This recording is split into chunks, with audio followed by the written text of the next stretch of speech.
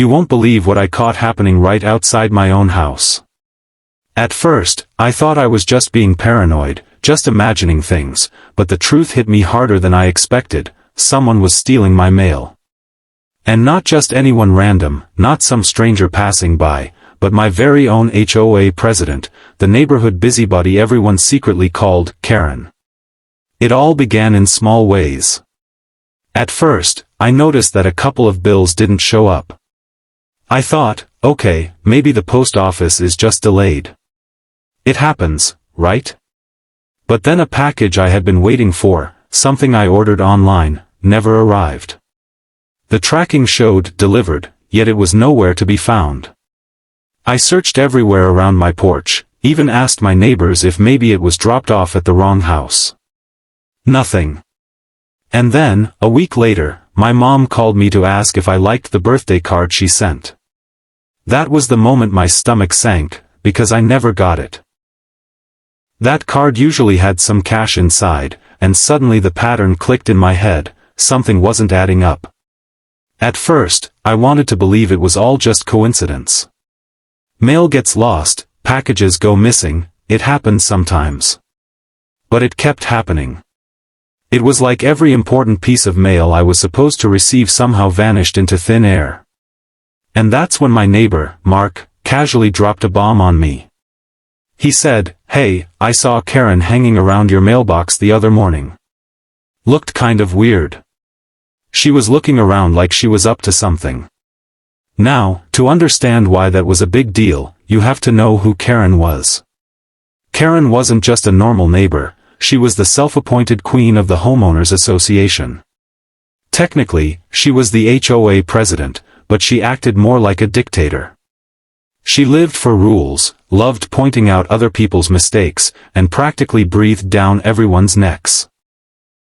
She was the type to measure your grass with a ruler to make sure it wasn't too tall, to snap pictures of your trash cans if they weren't rolled back in right after pickup, and to scold kids for riding bikes too fast on the sidewalk. She had a reputation for being nosy, controlling, and way too invested in everyone else's business. But stealing mail? That wasn't just nosy. That was crossing into federal crime territory. Still, I knew better than to go charging up to her house and start accusing her. People like Karen thrive on denial. They love flipping the story and making you look like the bad guy. So if I wanted to prove she was the one stealing my mail, I needed evidence. That's when I started watching.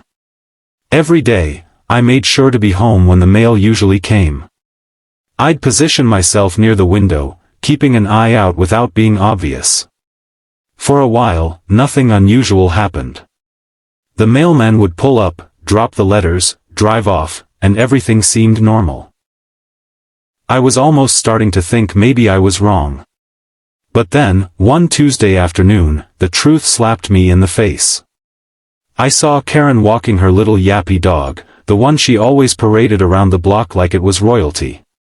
She stopped right at my mailbox. At first, I thought maybe she was just letting her dog sniff the grass nearby.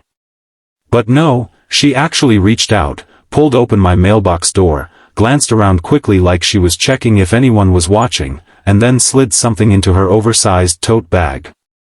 My jaw literally dropped. She did it so casually, like she'd done it 100 times before. My heart was racing.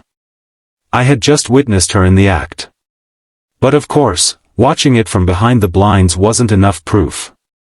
If I confronted her right then, she'd just deny it, maybe even turn the whole neighborhood against me. People like her were good at twisting stories. I needed undeniable evidence, something that would corner her with no way out.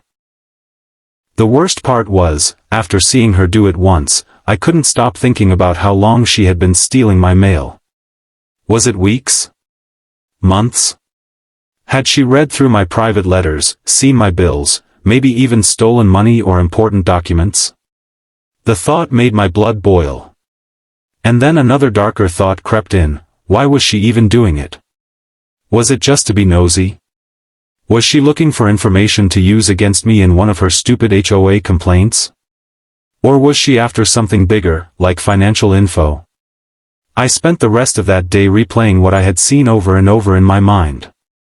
I kept picturing her smug face, acting like she was the law of the neighborhood, when in reality she was sneaking around stealing mail like some petty criminal.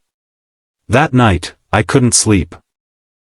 I kept imagining all the times I waited for letters or packages that never came, all the conversations I had with customer service reps, all the frustration I felt when I thought it was the company's fault or the post office's mistake. And all along, Karen was probably sitting in her living room, opening my mail like it was hers to take. The next morning, I decided enough was enough. If I was going to take her down, I needed a plan. And the first step was simple: get evidence she couldn't deny. I didn't just want to accuse her, I wanted to catch her red-handed. I wanted to make sure that when I finally exposed her, she'd have no way to spin the story, no way to make herself the victim like she always tried to do. That's when I started researching small hidden cameras. I spent hours online looking for something discreet but reliable, something I could place near my porch that would give me a clear view of the mailbox. The thought of setting a trap for her filled me with a mix of anger and excitement. I wasn't just going to catch her, I was going to outsmart her. And as I clicked "Purchase" on that camera, I knew one thing for certain: Karen had no idea what was coming. The camera arrived a couple of days later, and I wasted no time setting it up. I positioned it perfectly, hidden among some potted plants on my porch with a direct line of sight to the mailbox. From a distance, it looked like just another little piece of garden decoration, but I knew it was my secret weapon. I tested it a few times, made sure the angle was right, and waited for the mailman to come by. As soon as the envelopes landed in my mailbox, I felt a spark of adrenaline run through me. Today could be the day I finally caught her on film. But here's the thing about people like Karen: they're sneaky. She didn't strike every single day. Some days she walked right by, pretending to mind her own business. That almost made it worse because it kept me on edge, wondering if she'd make her move or not.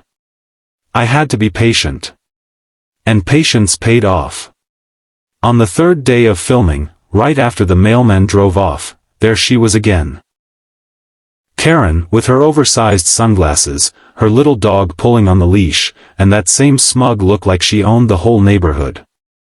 I watched from my window, my heart pounding, as she paused right in front of my house. She looked around casually, then pulled open my mailbox like it belonged to her. She took out a stack of envelopes, slipped one into her bag, and left the rest behind. The camera got the whole thing crystal clear. I nearly jumped for joy. I finally had her. But as satisfying as it was to see her on video, I realized I wasn't done yet. People like Karen never admit to their wrongdoings unless they're forced to, and even then, they'll make excuses. If I went to her with just one video, she might claim it was a mistake, that she was just checking to make sure my mail didn't get stolen, or some ridiculous excuse like that.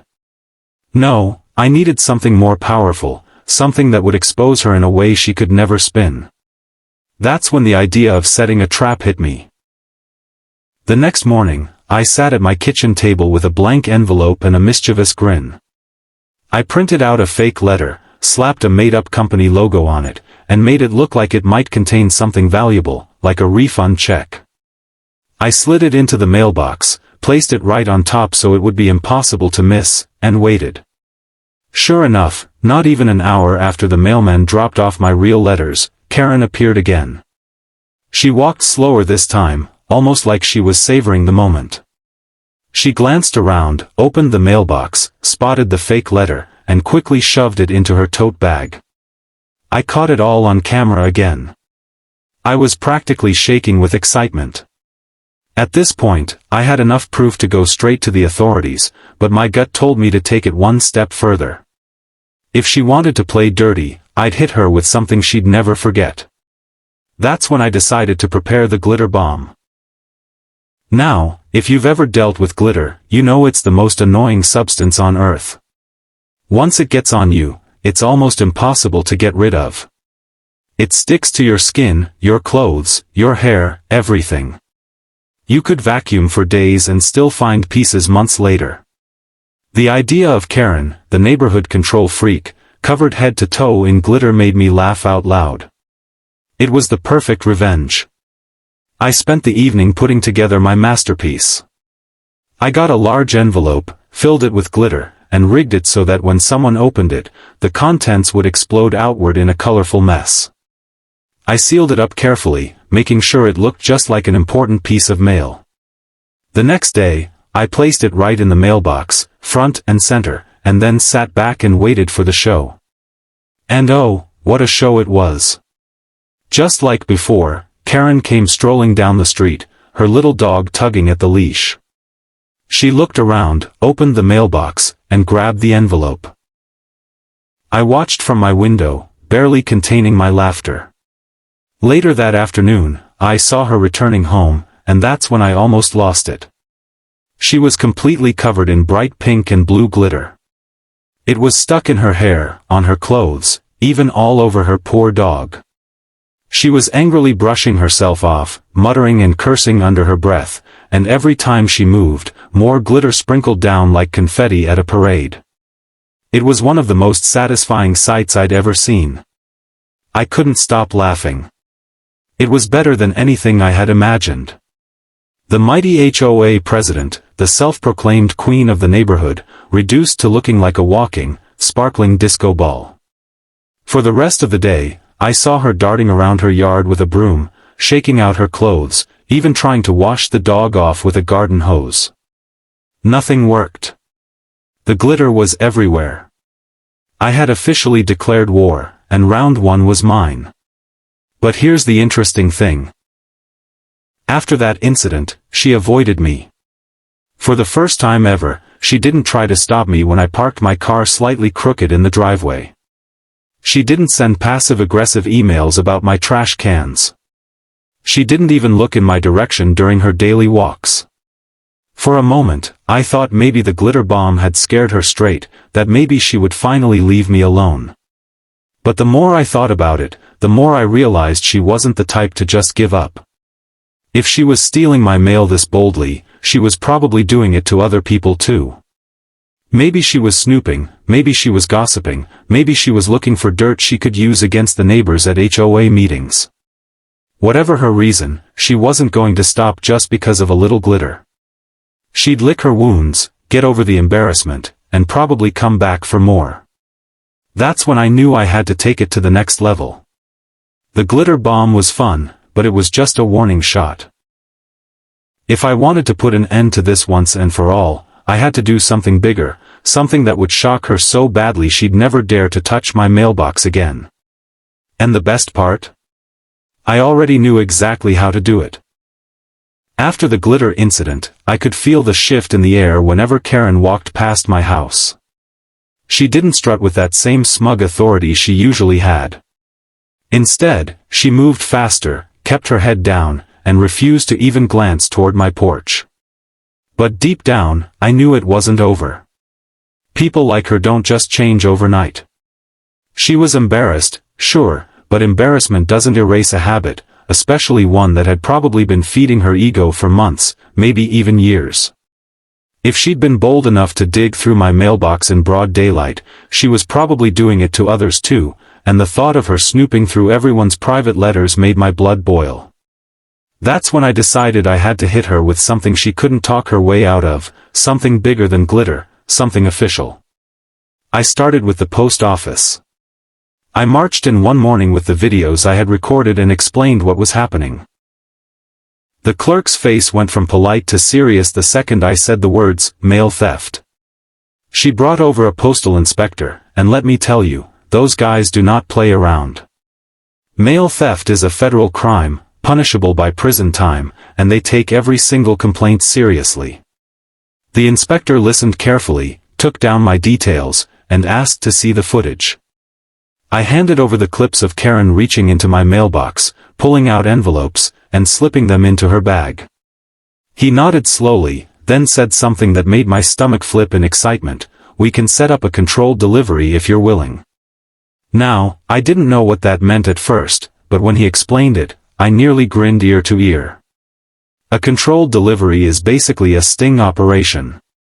They prepare a fake package, plant it in your mailbox, and hide a tracker inside it. If someone takes it, they can trace exactly where it goes. That way, there's undeniable proof of theft, and the suspect can't wriggle out of it. It was the perfect plan. I agreed immediately, and a few days later, the postal inspector came by my house with the decoy package.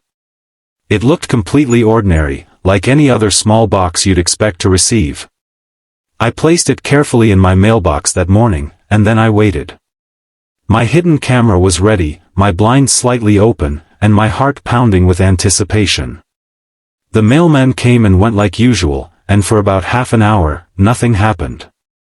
Then, right on schedule, I saw Karen coming down the sidewalk. She had swapped out her usual tote bag for a bigger one, probably thinking she was being slick. Her little dog trotted beside her, leash jingling. I watched as she pretended to stop and check her phone, glancing around the street. Then, like it was the most normal thing in the world, she opened my mailbox, spotted the decoy package, and snatched it up. She shoved it into her bag so quickly you'd think she'd practiced it. What she didn't know was that the tracker inside had already sent an alert to the inspectors. I sat back, almost giddy, as she strutted off with her prize. I didn't even need to chase after her or confront her, the professionals were already on the move. About 20 minutes later, I saw a government car pull up quietly down the block. 2 inspectors in plain clothes got out, walked straight to her house, and knocked on the door. I rushed outside, pretending to water my plants so I could watch without looking suspicious. Karen opened the door, holding her dog, and at first, she looked confused. But as soon as the inspectors identified themselves and started talking, her face drained of color. I couldn't hear every word, but I could catch bits and pieces carried by the breeze. They asked about the package. She denied it. They mentioned the tracker. She stammered. They told her mail theft was a serious federal offense. That's when I saw her break, her smug posture slumped, and she started waving her hands defensively, probably making excuses. I could tell she was panicking, her eyes darting around like a trapped animal. She even pointed down the street at one point, like she was trying to blame someone else. But the inspectors were calm, professional, and completely unmoved by her excuses. When one of them showed her a small device, probably the tracker signal, she froze. She must have realized there was no way out. Eventually, they handed her a slip of paper, likely an official warning, and made it crystal clear that if she so much as touched another piece of mail that wasn't hers, she could be arrested and charged. Standing there on my lawn, pretending to trim some bushes, I had to fight hard not to grin. Watching Karen, the self-proclaimed queen of the neighborhood, being scolded by federal officers was like watching justice in high definition. After they left, Karen stormed back inside, her face red and tight with anger. She slammed the door so hard her dog yelped. I stood there, savoring every second of it. For once, she wasn't the one in control. She wasn't the one dishing out fines or lectures. She was the one caught, cornered, and humiliated. Later that evening, I noticed her blinds were shut tight, which was unusual for her. Normally, she'd be out on her porch, gossiping with whoever walked by or peeking out at people like she was the neighborhood security guard. But not that night. Not the next night either. It was like she had gone into hiding, probably hoping people wouldn't find out what happened. But of course, news spreads fast in a neighborhood like ours. I didn't even have to tell anyone, people started asking questions on their own. Why were those inspectors at Karen's house? Did something happen? It didn't take long before the truth got around. Apparently, she had been snooping through other people's mailboxes too, and once word spread, everyone started putting the pieces together. I can't lie, I felt a rush of satisfaction every time I overheard someone whispering about her. The mighty HOA president, brought down not by complaints or arguments, but by her own greed and nosiness. She had been so sure she was untouchable, and now she was the talk of the neighborhood for all the wrong reasons. That night, I sat on my porch with a cold drink, replaying the moment in my head. The inspector standing firm, her face going pale, her excuses falling flat. It was everything I had hoped for and more. For once, I felt like I had won. I had protected my privacy, my mail, and maybe even saved other neighbors from her sticky fingers. And the best part? I hadn't needed to raise my voice or get into a shouting match.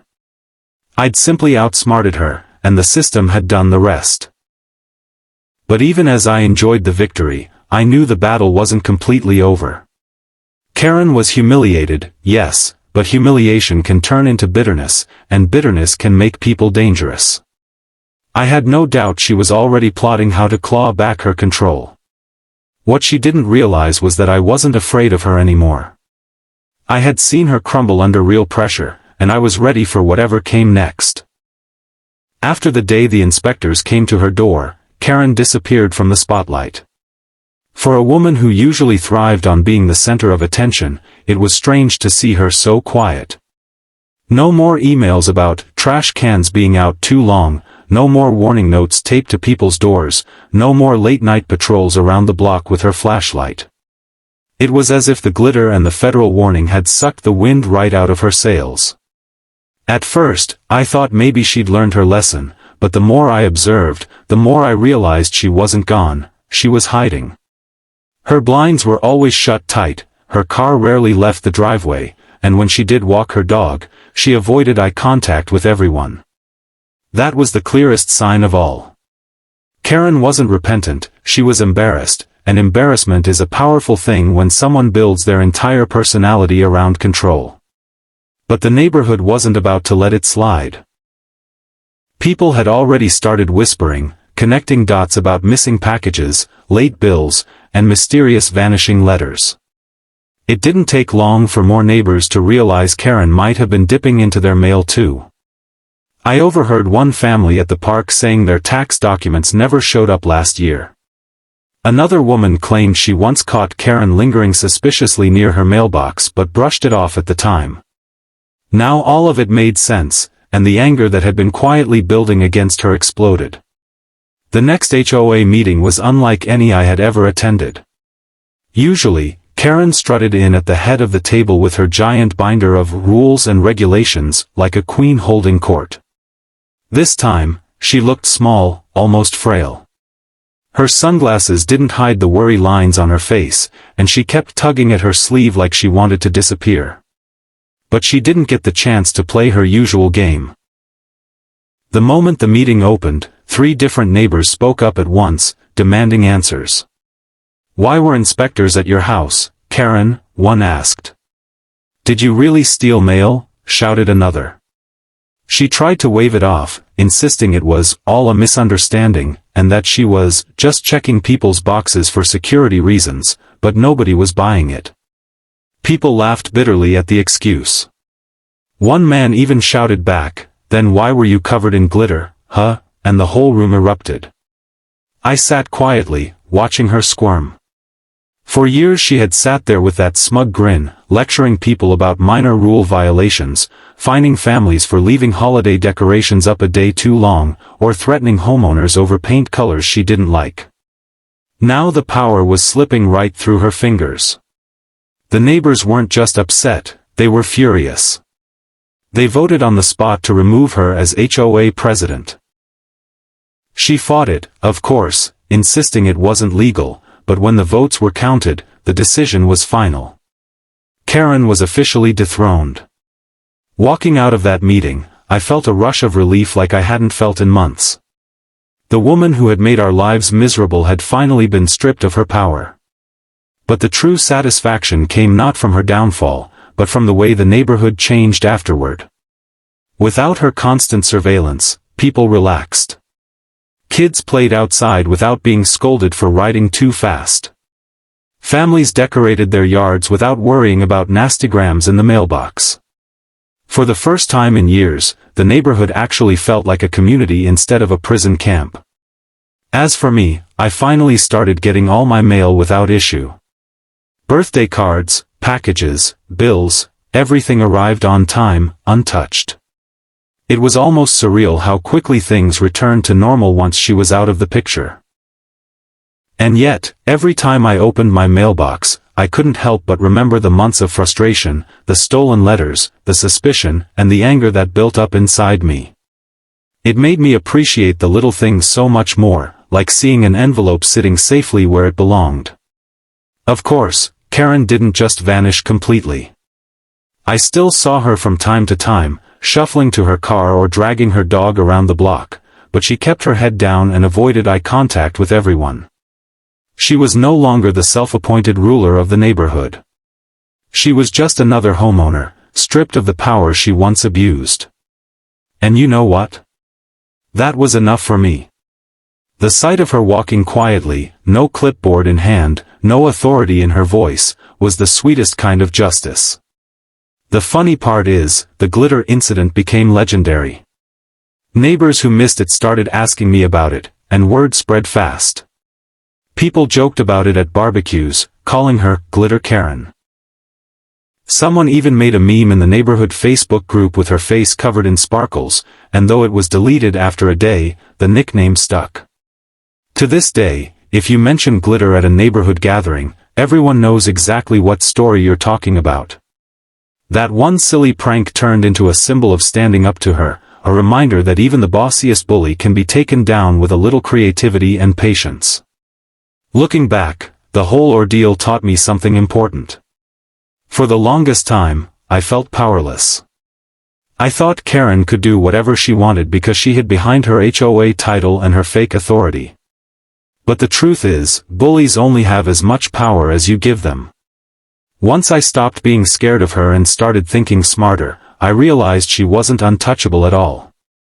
She was vulnerable, just like anyone else, and when confronted with real consequences, she crumbled. That's why, whenever friends or family complain about difficult neighbors or HOA nightmares, I tell them my story. I tell them about the stolen mail, the hidden camera, the glitter bomb, and the postal inspectors showing up at her door. They laugh, they gasp, and then they nod when I tell them the lesson: you don't have to scream or fight to win. Sometimes the best revenge is being clever, patient, and letting the truth do the work for you. Even now, months later, I still get a little thrill every time I remember her walking home that day, her clothes and hair sparkling under the sunlight, muttering angrily while glitter trailed behind her. That image will stick with me forever, not just because it was hilarious, but because it was proof that I had finally turned the tables. She had messed with the wrong neighbor, and she paid the price. In the end, life in the neighborhood went on. The grass still grew, kids still played, mail still got delivered. But everything felt lighter, freer, better without Karen's constant interference. She may still live a few houses down, but she doesn't live rent-free in my head anymore. The power she once had over me is gone, and every time I open my mailbox and see my letters sitting safely inside, I smile. Because I know that chapter is closed, and I won it on my terms. And if Karen ever gets the urge to snoop again, I have no doubt the memory of glitter in her hair and federal inspectors at her door will be enough to stop her. Sometimes justice is loud and dramatic, but sometimes it's quiet, simple, and sparkling. And that's exactly the kind she got.